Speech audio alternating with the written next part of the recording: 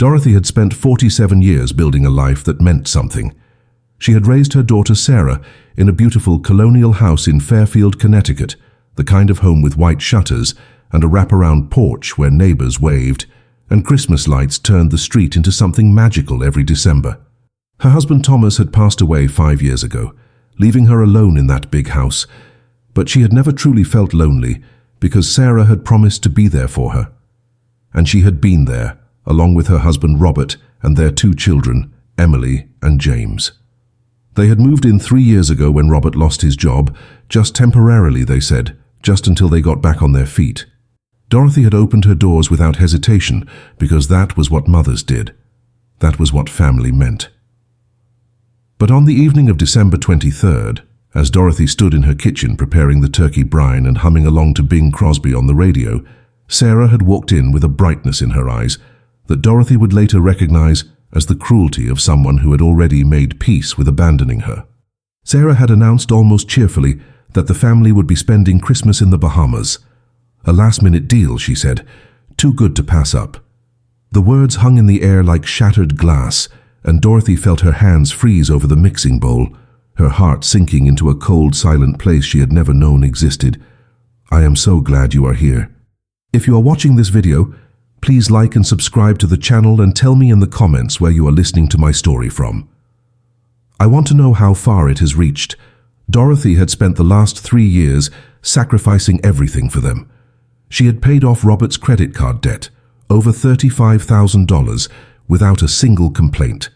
She had covered the private school tuition for Emily and James, another $20,000 per year for each child, because Sarah insisted they deserved the best education.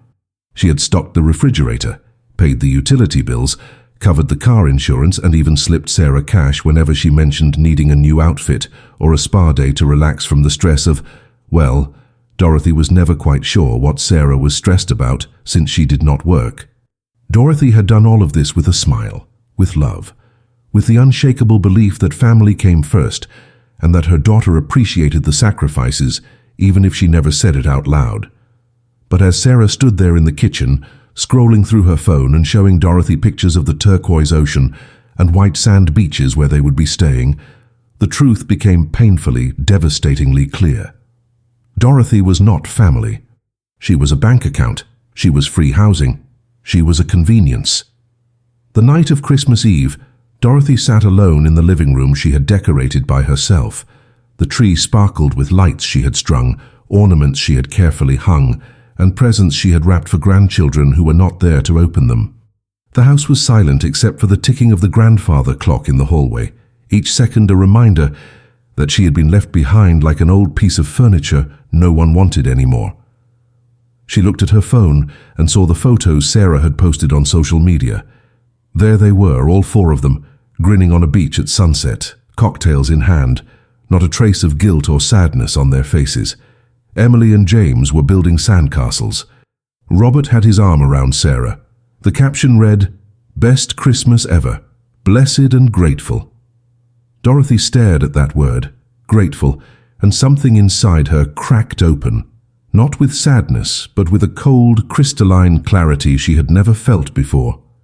She had given them everything, and they had taken it all without a second thought. They had used her generosity as a weapon against her, knowing she would never say no, knowing she would always put them first, knowing she was too kind, too loving, too afraid of being alone to set boundaries. But as Dorothy sat there in the glow of the Christmas tree, surrounded by the ghosts of holidays past when her husband was alive and love was real, she made a decision that would change everything. She was done being used. She was done being invisible. She was done sacrificing her dignity for people who saw her as nothing more than a resource to be drained dry. The next morning, Dorothy woke up early and made a phone call to her lawyer, Mr. Howard Thompson, a man who had handled her husband's estate and who had always told her she was too generous for her own good. She told him everything, calmly and clearly, and asked him what options she had. Mr. Thompson listened, and when he spoke, his voice carried the weight of someone who had seen this story play out too many times before. He told her she had every right to reclaim her home, her finances, and her life. And that was exactly what Dorothy intended to do. When Sarah, Robert, Emily and James returned from the Bahamas 7 days later, tanned and relaxed and laughing about their vacation, they pulled into the driveway and immediately noticed something was wrong.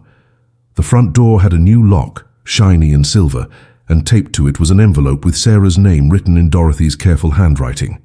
Inside that envelope was a letter that would shatter their world just as completely as they had shattered hers. Sarah's hands trembled as she tore open the envelope, her sunburned face paling as she read the first few lines. The letter was not angry or emotional. It was clinical, precise, and utterly final. Dorothy had written that, effective immediately, she was reclaiming full ownership and occupancy of her home. Sarah, Robert, and the children were hereby notified that they were no longer residents and were legally required to remove their personal belongings within 30 days under supervised conditions that would be arranged through Mr. Thompson's law office. The letter went on to explain that Dorothy had also closed the joint bank account she had opened for family emergencies, the one Sarah had used freely for the past 3 years. Every credit card Dorothy had given them was cancelled. The car insurance policy that covered Robert's vehicle was terminated. The private school tuition payments for Emily and James would cease at the end of the current semester. Dorothy had systematically dismantled the entire financial safety net she had provided, and she had done it with the thoroughness of someone who had finally seen the truth and refused to unsee it. At the bottom of the letter, in her elegant cursive handwriting, Dorothy had written one final sentence that cut deeper than any angry words could have. "I hope the Bahamas were worth it." Robert grabbed the letter from Sarah's hands and read it himself, his face turning red with fury. He marched up to the front door and pounded on it, shouting Dorothy's name, demanding she open the door and explain herself. But the house remained silent. The curtains were drawn. There was no movement inside, no response to his increasingly desperate knocking. Sarah pulled out her phone and called her mother's number, but it went straight to voicemail. She called again and again. Each time, the robotic voice told her the voicemail box was full. It was as if Dorothy had vanished, erased herself from their lives as completely as they had erased her from their Christmas. The children, Emily and James, stood on the lawn looking confused and frightened, asking their parents what was happening, why Grandma had locked them out, why they could not go inside. Sarah had no answers for them because she had never imagined this scenario. She had never imagined that her mother, sweet and accommodating Dorothy who had never said no to anything, would fight back. The reality of their situation began to sink in over the next few hours. They were homeless. They had no savings because they had never needed to save when Dorothy paid for everything.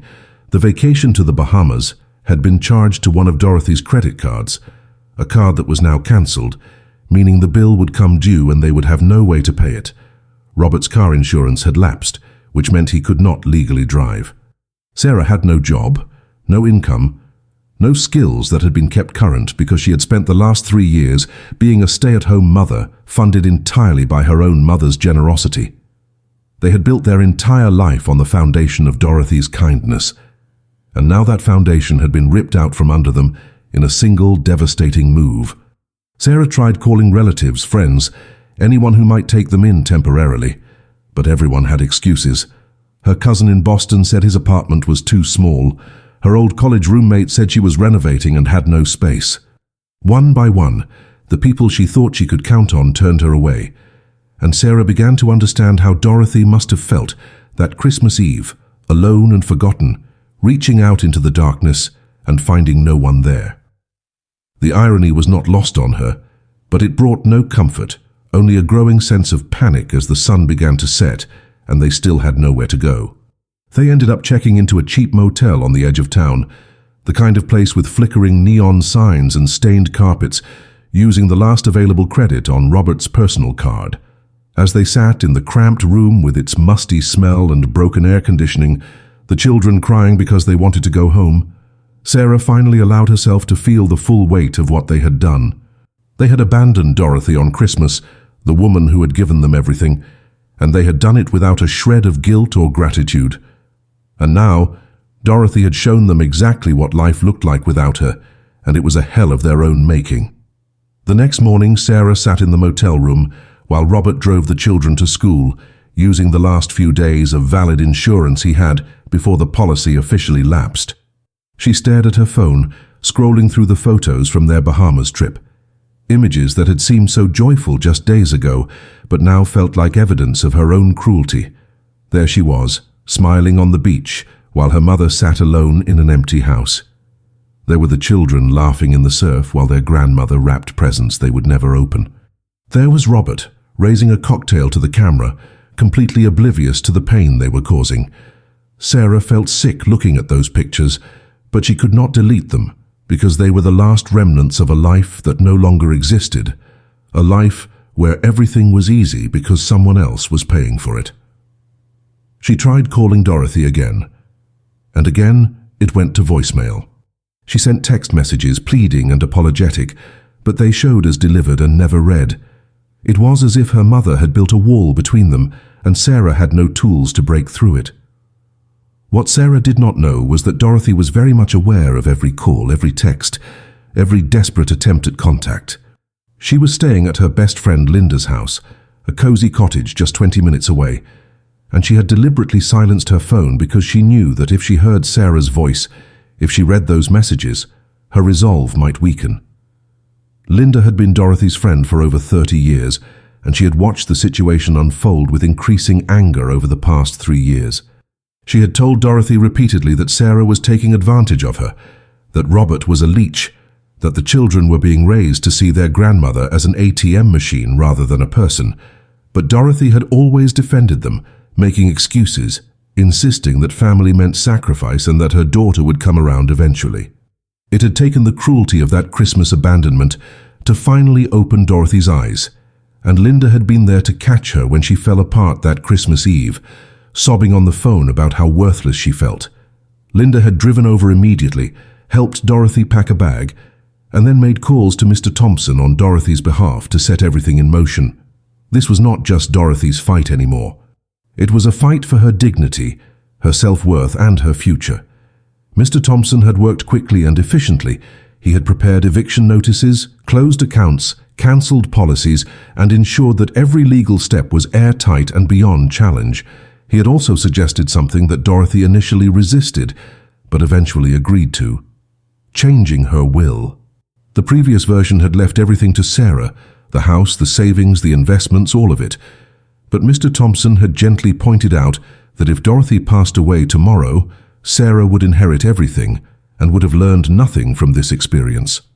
So Dorothy had rewritten her will, leaving the bulk of her estate to charitable organizations that supported elderly individuals who had been abandoned by their families, and a smaller portion to Emily and James in a trust they could only access when they turned 30, with the condition that they complete a financial literacy course and write an essay about the value of family. Sarah would receive exactly $1, a symbolic reminder of what her greed had cost her. It was a decision that brought Dorothy both pain and peace, the pain of acknowledging that her daughter had failed her so completely, and the peace of knowing she was taking control of her own story. Meanwhile, Sarah had finally managed to reach Mr. Thompson's office, and his secretary had coolly informed her that Mr. Thompson represented Dorothy's interests exclusively, and that any communication needed to go through proper legal channels. Sarah had tried to argue, to explain, to beg for a chance to speak to her mother directly, but the secretary had simply repeated the same information in a tone that made it clear the conversation was over.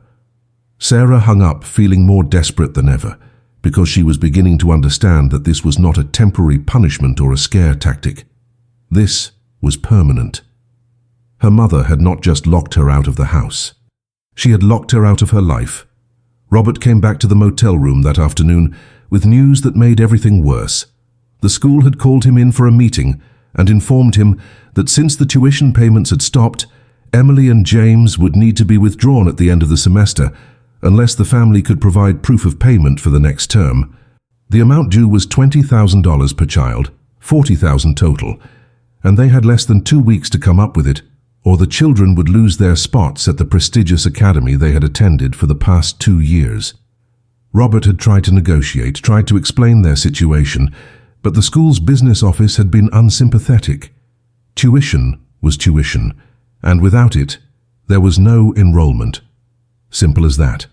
The weight of their situation crashed down on Sarah and Robert like a collapsing building. They sat in that dingy motel room, surrounded by suitcases they had not bothered to unpack, and tried to figure out how they had gotten here. Robert suggested they could take out a loan, but Sarah reminded him that his credit was destroyed from the debt Dorothy had paid off, and hers was non-existent because she had never needed to build it. They had no collateral, no income to show a bank, no co-signer who would vouch for them now that Dorothy had cut them off. Robert then suggested he could find a job quickly, but they both knew that was wishful thinking. He had been out of work for 3 years, and his resume had a gap so large that most employers would not even call him for an interview.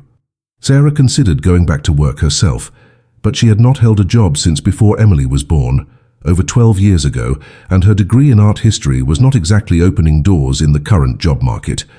Every solution they proposed crumbled under the harsh light of reality, and the silence between them grew heavy with resentment and blame. Sarah finally broke down and admitted something she had been avoiding.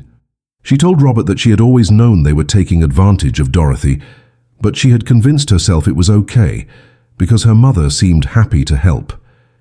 She had told herself that Dorothy was lonely and that having them in the house gave her purpose, that paying for things made her feel needed and loved. Sarah had created an entire narrative in her mind to justify the exploitation, and now that narrative was revealed for what it truly was, a selfish lie she had told herself to avoid feeling guilty. Robert did not argue with her because he knew she was right. He had gone along with it, enjoyed the free ride, spent Dorothy's money without a second thought, and never once considered what it was costing her emotionally. They had both failed her, and the worst part was that they had failed her together as a team, united in their selfishness. The breaking point came 3 days later, when Sarah received a certified letter from Mr. Thompson's office. Inside was a detailed accounting of every dollar Dorothy had spent on them over the past 3 years.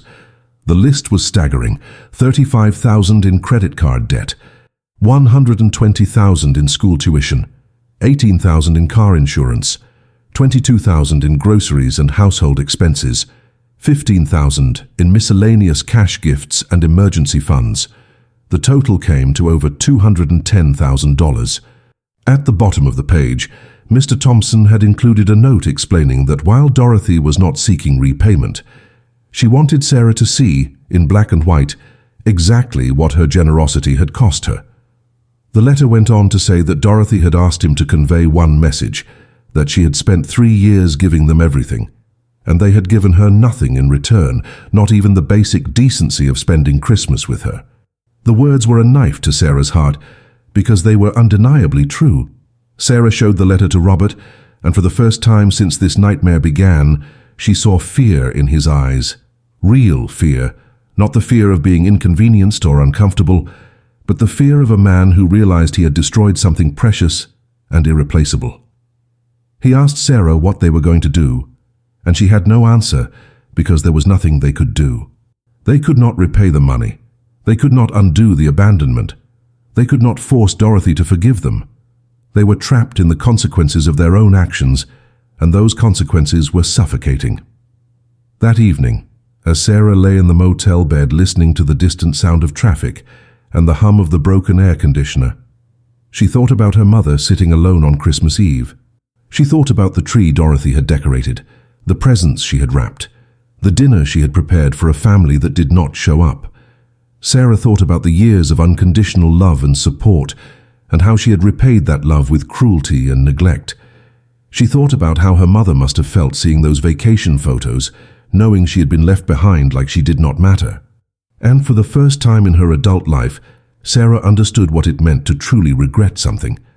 Not because it had consequences for her, but because it had broken someone she loved. Dorothy, meanwhile, was discovering a version of herself she had forgotten existed.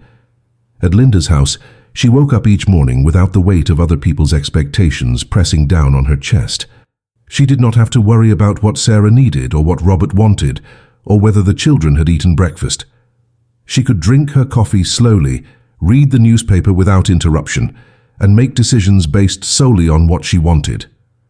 Linda had encouraged her to use this time to rediscover herself, to remember who Dorothy had been before she became a widow, before she became a doormat for her daughter's family. So Dorothy started doing things she had not done in years. She joined a book club at the local library. She signed up for a watercolor painting class at the community center. She went to lunch with old friends she had neglected because Sarah always needed something. And slowly, day by day, Dorothy began to feel like a person again instead of just a resource. But the most significant change happened when Dorothy met with a financial advisor named Patricia Chen, someone Mr. Thompson had recommended. Patricia reviewed Dorothy's accounts and investments, and what she found shocked both of them. Despite giving away over $200,000 to Sarah's family, Dorothy still had substantial assets. Her late husband Thomas had been an excellent planner, and he had left her with a diversified portfolio, a fully paid-off house, and a pension that provided steady income. The problem was that Dorothy had been so focused on supporting Sarah that she had never bothered to review her own financial situation. She had been living like she was broke, when in reality she was quite comfortable. Patricia laid out a plan for Dorothy, showing her how she could travel, pursue hobbies, donate to causes she cared about, and still have more than enough for a secure retirement. Dorothy sat in Patricia's office, looking at spreadsheets and projections, and realized that she had been so busy giving her money away that she had forgotten it was supposed to serve her life, not someone else's. Patricia also helped Dorothy understand something crucial, that setting boundaries was not selfish, it was necessary.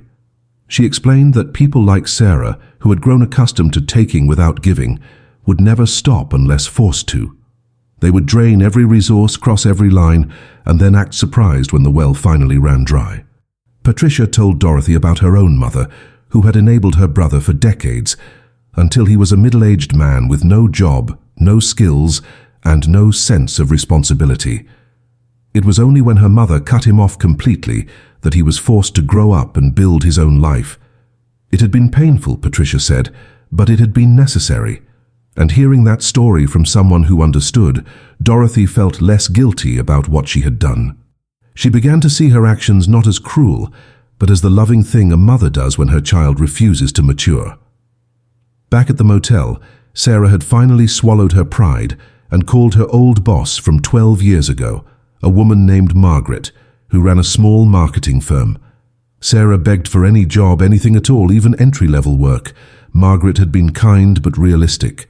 She explained that the industry had changed dramatically, that Sarah's skills were outdated, and that she could not justify hiring someone with such a massive employment gap when she had recent graduates willing to work for less. Margaret did, however, offer Sarah some advice. Start at the bottom, take whatever she could get, rebuild her resume, and prove she was serious about working. It was humbling and terrifying, but Sarah knew it was the truth. She spent the next 2 days applying to retail positions, restaurant jobs, anything that would bring in immediate income. She finally got a call back from a department store that needed seasonal help. The pay was $12 an hour, part-time, no benefits. Sarah took it without hesitation. Robert, facing his own reckoning, managed to find work through a temp agency doing warehouse inventory. It was physical labor, loading and unloading boxes, and the pay was barely better than Sarah's retail job. Combined, they would make just enough to afford a small apartment in a rough part of town, but nowhere near enough to keep the children in private school or maintain the lifestyle they had grown accustomed to. They would have to tell Emily and James that they were changing schools, moving to a bad neighborhood, and giving up everything they had known. And they would have to explain that it was not Grandma's fault, it was theirs. The conversation with Emily and James was one of the hardest things Sarah had ever done. She sat them down in the motel room and tried to explain, in terms they could understand, that their lives were going to change dramatically. She told them they would be leaving their private school and attending public school in a different district. She told them they would be moving to a small apartment, much smaller than Grandma's house, and that they would need to share a bedroom.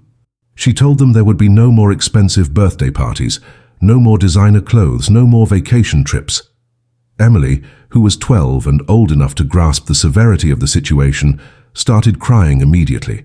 She asked why Grandma was doing this to them, why she was being so mean. Sarah had to explain, her voice breaking, that Grandma was not being mean. Grandma was protecting herself from a family that had used her and discarded her.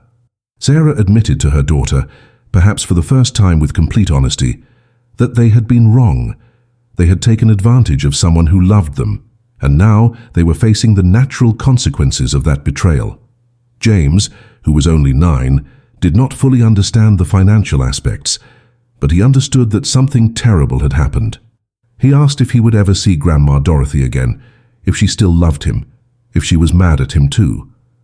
Sarah assured him that Grandma loved him very much, but that the grown-ups had made mistakes that hurt her badly, and she needed space to heal. She promised James that one day, maybe, if they worked very hard to become better people and truly understood what they had done wrong, Grandma might forgive them. But she also told him the truth, that forgiveness was not guaranteed, and that some hurts were too deep to ever fully repair. James cried himself to sleep that night, clutching a photo of Dorothy that he kept in his backpack, and Sarah sat beside him, feeling the full weight of what her choices had stolen from her children. The move to the new apartment happened 2 weeks later. It was a grim, depressing place, in a building that smelled like mildew and cigarette smoke. The neighborhood had bars on windows and graffiti on walls, a stark contrast to the safe, tree-lined streets of Fairfield, where they had lived in Dorothy's house. Sarah and Robert worked opposite shifts, so someone could always be home with the children, which meant they barely saw each other and communicated mostly through hastily scribbled notes left on the kitchen counter. Sarah's retail job was exhausting and humiliating. She stood for 8-hour shifts helping customers who treated her like she was invisible, folding clothes that teenagers threw around carelessly and taking orders from a manager half her age. Robert came home from the warehouse with his back aching and his hands blistered, too tired to do anything but collapse on the couch and stare blankly at the television. Their marriage, already strained, began to fracture under the pressure of poverty and resentment. Emily and James struggled at their new school. They were the outsiders, the rich kids who had fallen from grace, and the other students sensed their vulnerability like sharks smelling blood in the water. Emily was bullied relentlessly for her second-hand clothes and her attempt to maintain the mannerisms of her private school upbringing. James withdrew into himself, stopped talking in class, and his grades plummeted. Sarah attended parent-teacher conferences alone because Robert was working, and she listened to concerned teachers tell her that her children were suffering, that they needed counseling, that they needed stability. Sarah nodded and promised to do better, but inside she was screaming because she had no idea how to fix any of this. She could not afford therapy. She could not provide stability. She could barely keep food on the table. Meanwhile, Dorothy was thriving in ways she had never imagined possible. She had moved back into her house after Sarah's family retrieved their belongings under supervised conditions, and she had immediately begun transforming it into a space that reflected her own tastes, rather than accommodating everyone else's needs. She redecorated the guest rooms, converted one into an art studio for her painting, and turned another into a cozy reading nook filled with books she had always wanted to read but never had time for. She hosted dinner parties with Linda and other friends, filling the house with laughter and conversation that had nothing to do with problems or complaints or demands for money. She took a trip to Maine to visit the coastal towns she had always dreamed of seeing, staying in charming bed and breakfasts, and eating lobster rolls while watching the sunset over the Atlantic. She was, for the first time in years, genuinely happy. 3 months into their new reality, Sarah made a decision that surprised even herself. She wrote her mother a letter, not an email or a text message, but an actual handwritten letter on real paper. She spent hours crafting it, crossing out sentences and starting over, trying to find words that could somehow convey the depth of her remorse without sounding like she was making excuses or asking for forgiveness she did not deserve. In the letter, Sarah acknowledged everything. She admitted that she had used her mother as a bank account. She admitted that she had taken Dorothy's kindness for granted. She admitted that abandoning her on Christmas was unforgivable and that no apology could undo that cruelty.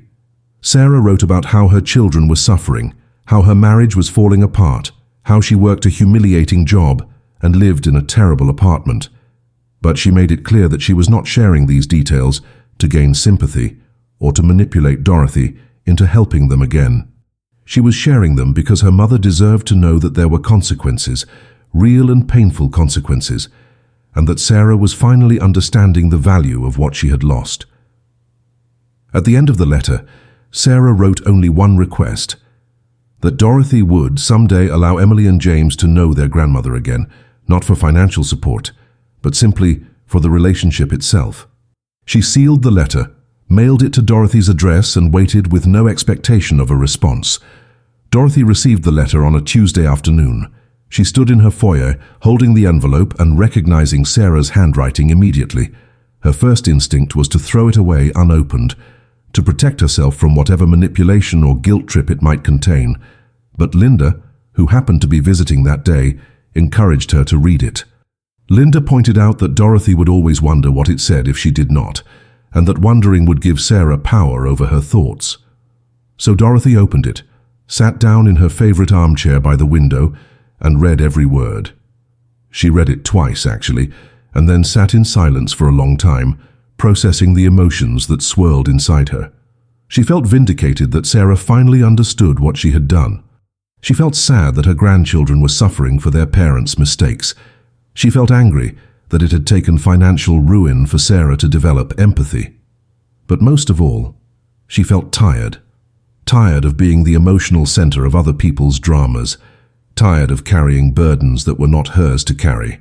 Tired of wondering if her daughter loved her or just loved what she could provide.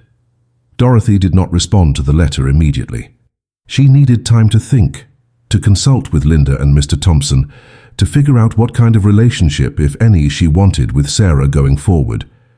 Mr. Thompson advised caution, reminding Dorothy that patterns of behavior rarely changed permanently, and that Sarah might simply be going through the motions of contrition until she could find another source of financial support.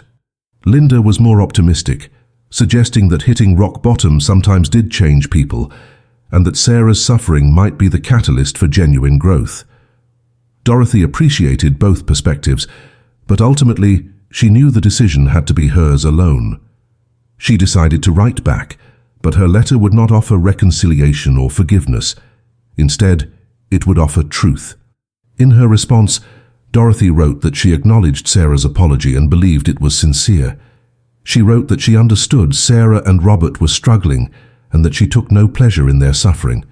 But she also wrote that the damage done to their relationship was severe and possibly permanent, and that Dorothy needed to prioritize her own well-being and peace of mind. She explained that she was not punishing Sarah out of spite, but protecting herself out of necessity.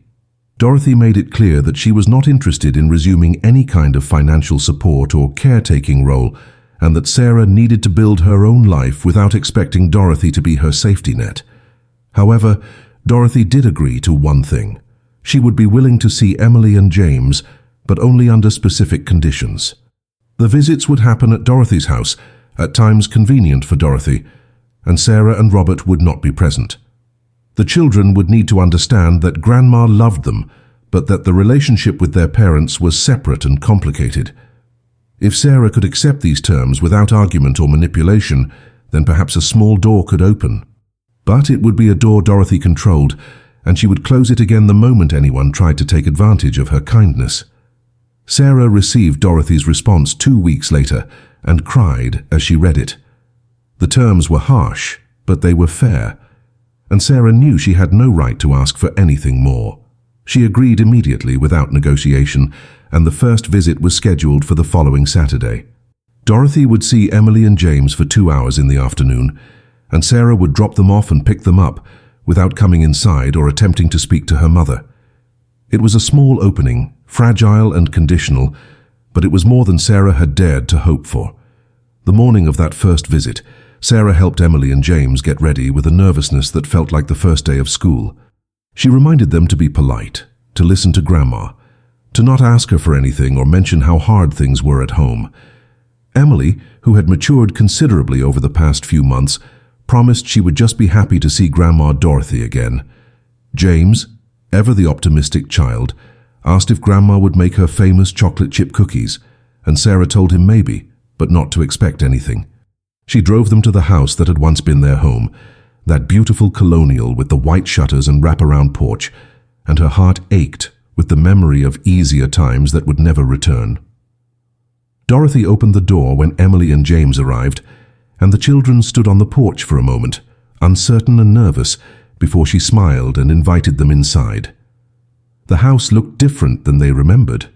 It was brighter somehow, filled with colourful paintings that Grandma had created herself, and the guest room they used to sleep in had been transformed into something else entirely. Dorothy had prepared lunch for them, nothing fancy, just grilled cheese sandwiches and tomato soup. But she had set the table with care using the good plates and cloth napkins. As they ate, Dorothy asked them about school, about their new friends, about what books they were reading. She did not ask about their parents or their living situation, and the children, following their mother's instructions, did not volunteer that information.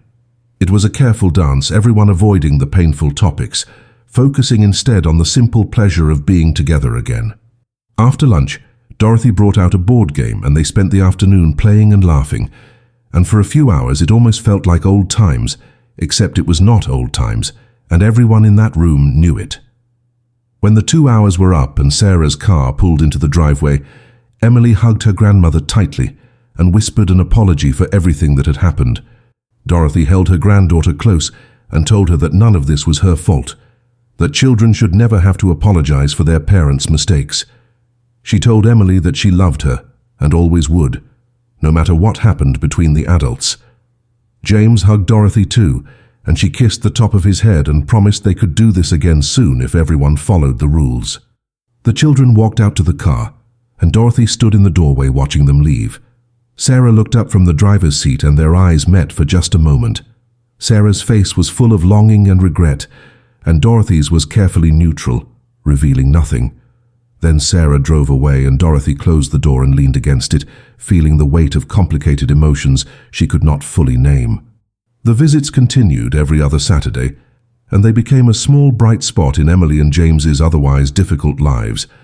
Dorothy was careful to keep boundaries firm, never offering money or gifts beyond small tokens like books or art supplies, never asking about Sarah and Robert's situation, never allowing the children to use her as a messenger between the fractured generations. But she was present for them in ways that mattered more than money. She listened when Emily talked about being bullied at school and gave her advice on how to handle it with dignity. She helped James with his homework and encouraged his love of science. She was, in those 2-hour windows, the grandmother they needed, stable and loving and unconditionally present. But she was also protecting herself, ensuring that her generosity could not be exploited again, that her love could not be weaponized against her own well-being. Meanwhile, Sarah and Robert's lives remained difficult, but began to stabilize in small ways. Sarah got promoted to a supervisor position at the department store, which came with a modest raise and actual benefits. Robert found a better job at a construction company, work that was still physically demanding, but paid significantly more than the warehouse. They moved to a slightly better apartment in a slightly better neighborhood, and Emily transferred to a middle school where the bullying was less severe. It was not the life they had once lived in Dorothy's house, and it never would be, but it was a life they were building themselves with their own labor and their own choices. Sarah began to understand, slowly and painfully, that this struggle was what Dorothy had been trying to teach her all along, that self-sufficiency was not just about money, it was about dignity and self-respect and the knowledge that you had earned what you had. But the real turning point came almost 6 months after Dorothy had locked them out. It was a moment Sarah would remember for the rest of her life, a moment of clarity that arrived unexpectedly on an ordinary Tuesday evening. She had just finished her shift at the store and was walking to her car in the parking lot when she saw an elderly woman struggling with her shopping bags. The woman had dropped one, and cans of soup were rolling across the pavement. Sarah's first instinct was to keep walking because she was tired and her feet hurt, and she just wanted to go home. But something made her stop. She walked over, helped the woman gather her groceries, and carried the bags to her car. The woman thanked her profusely, told her she was a blessing, and Sarah felt something crack open inside her chest. She realized, standing in that parking lot with the sun setting behind the buildings, that this was what her mother had felt every time she helped them. This small moment of being useful, of being needed, of making someone's day a little easier. And Sarah had taken that feeling from Dorothy over and over again, without ever giving anything back, without ever once carrying her mother's bags or making her life easier. The realization brought Sarah to tears right there in the parking lot, and she sat in her car for 20 minutes, crying for the mother she had failed, and the person she had been, and the long, hard road ahead to becoming someone better. That evening, Sarah did something she had not done in months. She sat down with Robert and had an honest conversation about their future. Not a conversation about bills or schedules or who was picking up the kids, but a real conversation about who they wanted to be and what kind of family they wanted to build. She told him about the woman in the parking lot and the realization that had hit her like a freight train. She told him that they had spent years being takers, users, parasites feeding off Dorothy's goodness, and that even now, even after losing everything, they were still thinking about what they had lost rather than what they had done. Robert listened, and for the first time in their marriage he did not get defensive or make excuses.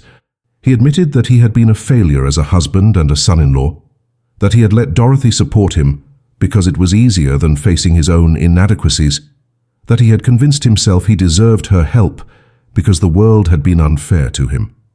But the truth was that the world had not been unfair. He had been lazy and entitled, and Dorothy had enabled that entitlement until she could not anymore. They talked for hours that night, and by the time they went to bed they had made a decision. They would stop trying to get back what they had lost and start building something new, something they could be proud of, something that did not depend on anyone's charity or pity. Over the next year, Sarah and Robert worked harder than they had ever worked in their lives.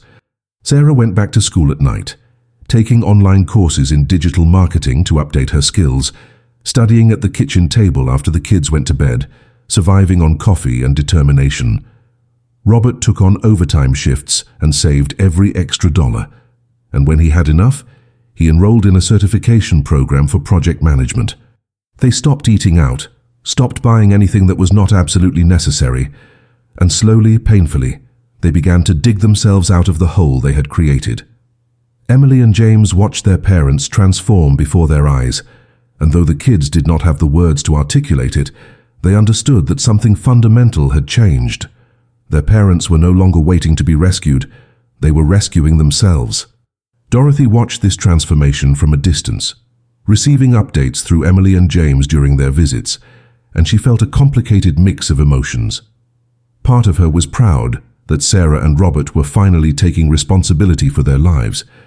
Part of her was still angry that it had taken such a dramatic fall for them to grow up, and part of her wondered if this change was permanent or if they would revert to their old ways the moment life got easier.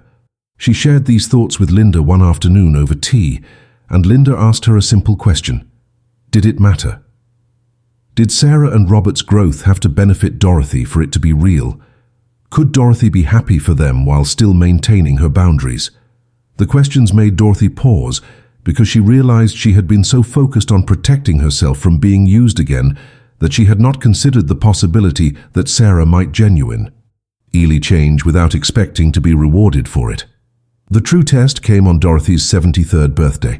She had planned a quiet celebration, just lunch with Linda and a few friends from her book club, nothing elaborate. But when she opened her front door that morning, she found a package on her porch. Inside was a framed watercolor painting, clearly amateur, but created with genuine care and effort. It was a painting of the house, Dorothy's house, with its white shutters and wraparound porch surrounded by autumn leaves. Attached was a card, handwritten by Sarah, that simply said, "Thank you for showing me what strength looks like. I am trying to be more like you every day."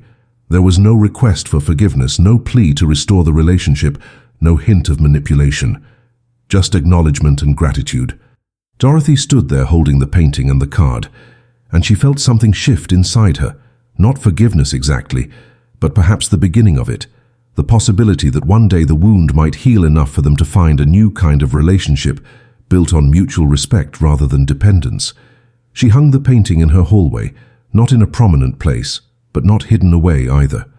It was a reminder of many things, of the pain Sarah had caused, of the strength Dorothy had found, of the long journey both of them were on. When Emily and James came for their next visit, they saw the painting and their faces lit up because their mother had told them about it, had explained that Grandma displaying it meant something important, even if she was not ready to say what that something was. Dorothy noticed their reaction and smiled, and in that smile was a hint of warmth that had been absent for so long. She was not ready to forgive completely, might never be ready, but she was ready to acknowledge that people could change, that growth was possible, and that sometimes the hardest thing and the right thing were the same thing. That evening, after the children had gone home, Dorothy sat in her art studio and looked at her own paintings, vibrant landscapes and abstract pieces that represented the freedom she had claimed for herself. She thought about the past year and a half, about the Christmas that had broken her heart and the decision that had saved her life. She thought about Sarah struggling to build a better future, and Emily and James caught in the middle of adult mistakes. She thought about the $210,000 she had spent and the priceless dignity she had reclaimed. And she realized that she did not regret any of it, not the money she had given, not the locks she had changed, not the boundaries she had set. It had all been necessary, every painful step, to become the woman she was now, strong, independent, and finally truly free. 2 years after that fateful Christmas, Dorothy's life had transformed into something she had never imagined possible. She had become a volunteer art teacher at a community center for seniors, sharing her passion for watercolor painting with other women who, like her, had spent decades caring for everyone else and were now discovering themselves. She had traveled to places she had only dreamed about, Italy to see the Renaissance art in person, Ireland to walk the coastal cliffs, and even a river cruise down the Danube. She had friends, real friends who valued her for who she was rather than what she could provide. And most importantly, she had learned to say no without guilt, to set boundaries without apology, to live a life that served her own happiness first. The woman who had once sat alone on Christmas Eve, devastated and broken, was gone. In her place was someone stronger, wiser, and infinitely more valuable than the version of herself she had sacrificed for people who did not appreciate her. Sarah, for her part, had completed her digital marketing certification and landed a real job with a salary and benefits that allowed them to move into a decent 2-bedroom apartment in a safe neighborhood. Robert had been promoted to a project manager position and was earning enough that they could start saving money for the first time in their lives. Emily was thriving in high school, having learned resilience from her family's struggles, and James had discovered a love of music and played clarinet in the school band. They were not wealthy, and they never would be, but they had built a life with their own hands, a life that belonged to them. Sarah still wrote to her mother occasionally, not asking for anything, just sharing updates and expressing gratitude for the lessons learned, even if those lessons had come at a terrible cost. She understood now that Dorothy's decision to lock them out had not been cruelty. It had been the most loving thing her mother could have done, because it had forced Sarah to become a person capable of standing on her own feet. The relationship between Dorothy and her grandchildren had deepened into something beautiful. Emily was now old enough to understand the full story of what had happened, and instead of resenting her grandmother, she admired her. Dorothy had become Emily's role model, proof that a woman could stand up for herself even when it meant standing alone, that self-respect was more important than keeping the peace, that love without boundaries was not really love at all. James, now 11, still adored his grandmother and their Saturday visits, which had expanded to include trips to museums and concerts and parks. Dorothy never spoiled them with money or gifts, but she gave them something far more valuable: her time, her wisdom, and the example of a woman who had reclaimed her life from people who tried to take it from her. As for Dorothy and Sarah, their relationship remained complicated and distant, but there was a thread of respect now that had not existed before. Sarah had stopped expecting her mother to fix her problems or rescue her from consequences. Dorothy had stopped seeing Sarah as a lost cause or a permanent disappointment. They were two separate people living separate lives, connected by blood and history and grandchildren, but no longer entangled in the toxic dynamic that had defined them for so long. It was not the mother-daughter relationship either of them had imagined, but it was honest, and honesty, Dorothy had learned, was worth more than the pretense of closeness built on exploitation and denial. On Christmas Eve, exactly 2 years after the night that changed everything, Dorothy hosted a small dinner party at her house. Linda was there. along with friends from the book club and the art class, people who had supported her through the hardest period of her life. As they sat around the table sharing food and laughter and stories, Dorothy looked around at the faces of people who genuinely cared about her and felt a peace she had never known in all those years of sacrifice and people-pleasing. Her phone buzzed with a text message from Sarah. "Merry Christmas, Mom. Thank you for everything, especially the hard lessons. We love you." Dorothy read the message, smiled softly, and put her phone away without responding immediately. She would reply later, something kind but brief, maintaining the boundaries that had saved her. But right now, in this moment, she was exactly where she wanted to be, surrounded by people who valued her, in a home that belonged entirely to her, living a life that was finally, beautifully her own. She had spent decades being the foundation for others to build their lives upon, and in doing so, she had nearly crumbled under the weight. But when they had abandoned her in her moment of need, when they had shown her exactly how little she meant to them, she had done something remarkable. She had not fallen apart.